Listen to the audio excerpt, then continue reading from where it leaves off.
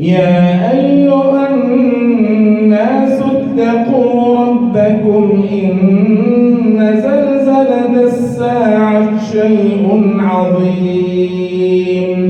يوم ترونها تذهل كل مرضعة عما أرضعت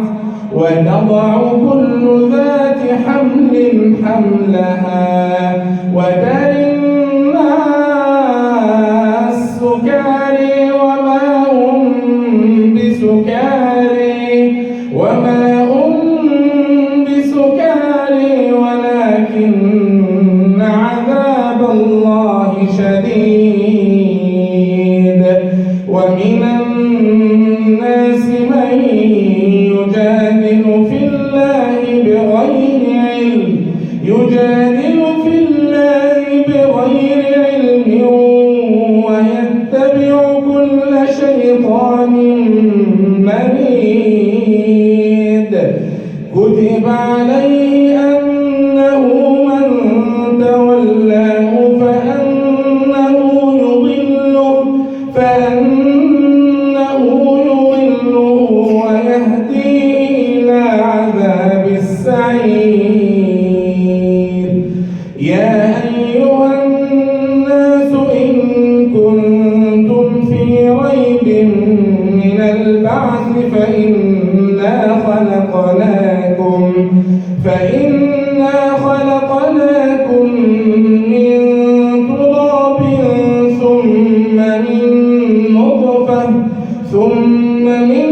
نطفة ثم من علقة ثم من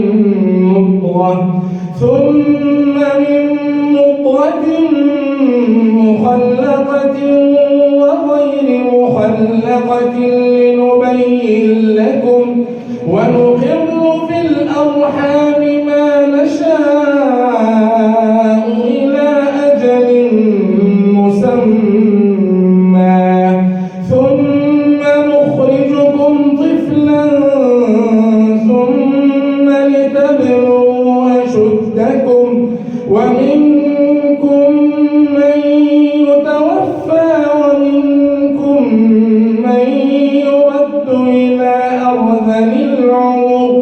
ومنكم من يرد إلى أرذل العمر لكي لا يعلم من بعد علم شيئا وترى الأرض هامدة فإذا أنزلنا عليها الماء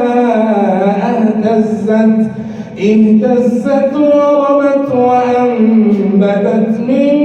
كل زوج بهيج ذلك بأن الله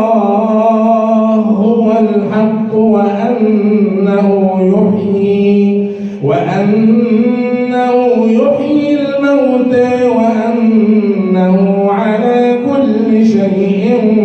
قدير وأن الساعة آتية لا ريب فيها وأن الله يبعث من في القبور ومن الناس من يجادل في الله بغير علم ولا هدى ولا كتاب منير ثاني عطفه ليضل عن سبيل الله له في الدنيا خزي ونذيقه يوم القيامة عذاب الحريق ذلك بما قدمت يداك وأن الله ليس بظلام للعبيد ومن الناس من يعبد الله على حرف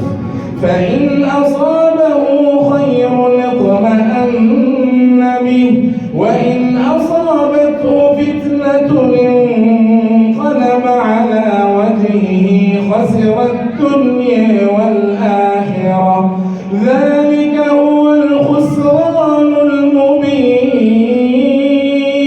يدعو من دون الله ما لا يضره وما لا ينفعه ذلك هو الضلال البعيد يدعو لمن ضره أقرب من نفعه لبئس المولى